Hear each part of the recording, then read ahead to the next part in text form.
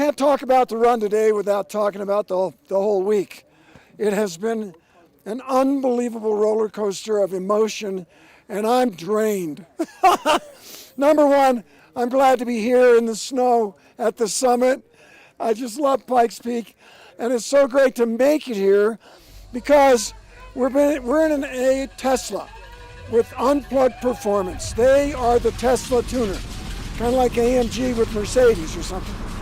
And they built a wild car. It's got stock drivetrain. It's really hard to modify a Tesla for more power. They're software complex. But they make a wide body carbon fiber. You can see her here in the background. It's got Lexan windows. It's got big fat wheels and racing slicks. It's got the whole unplugged Ascension suspension kit. What that means is drives great. We got here, we tested before we got here. I was thrilled.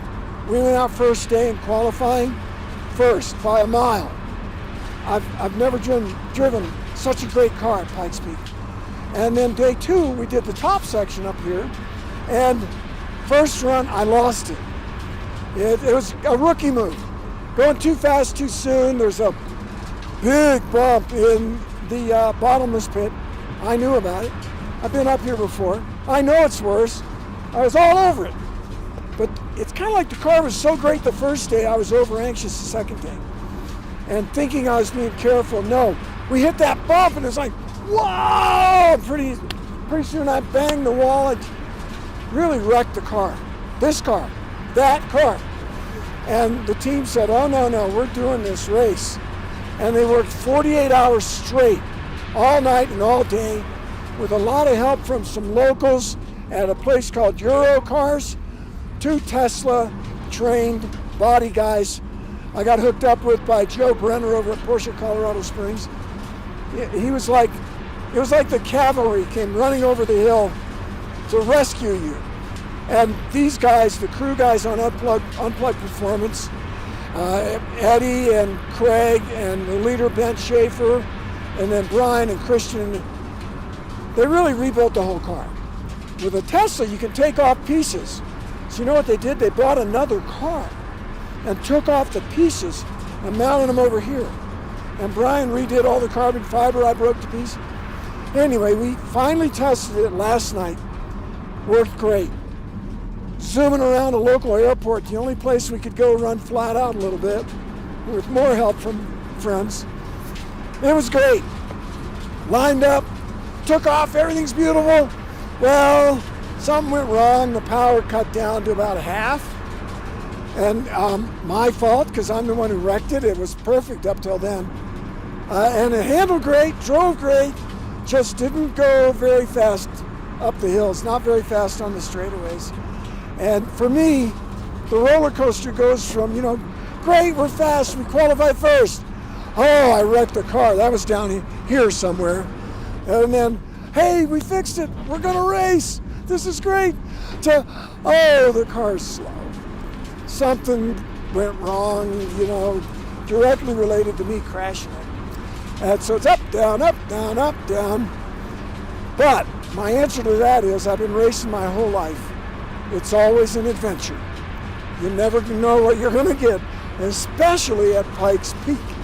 And they said that we're coming back, and I'll come back in a minute because we've got unfinished business.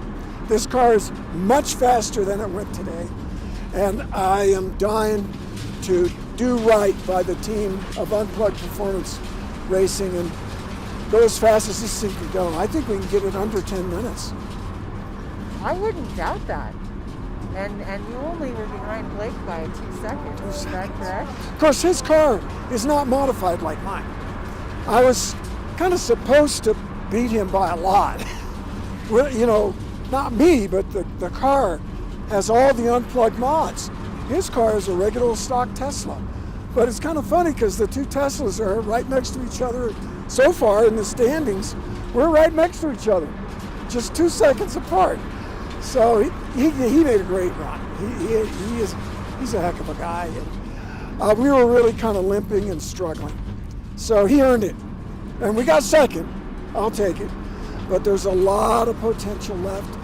We arrived here with a clear shot at the win. And that, for me, it's a failure. I'm disappointed. You can't win them all. There's always next year. Give me some more lines. It's all. There's the 99th running. I mean, how cool is that? Yeah. You're going to come back and be part of the 99th running. Yes. And, you know, it's just beautiful to see people make it up this hill, right? It's my 6th time. Last 3 years we've run. Always an adventure like nowhere else. I love this mountain, and I love going fast up that road, and I love the bumps and everything, the weather, you name it.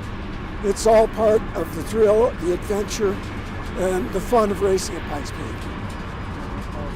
You know, we were up here on practice day. We were at pits on Wednesday, and we were filming for another race car driver, and happened to see your car at Sump, waiting to go back down the hill once they released. Yeah, on the rollback. Yep. Because I wrecked another one at Sump 6 years ago. And I said, "Oh God, that's Randy's." And they said, "Oh no, it's not Randy's." And I said, "No, that's Randy. Randy's." That's Randy.